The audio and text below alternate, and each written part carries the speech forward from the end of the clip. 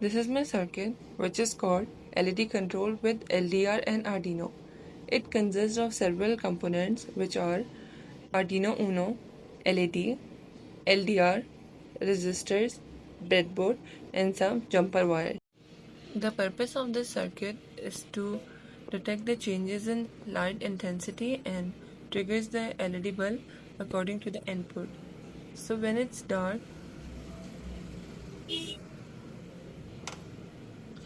it turns on the LED bulb.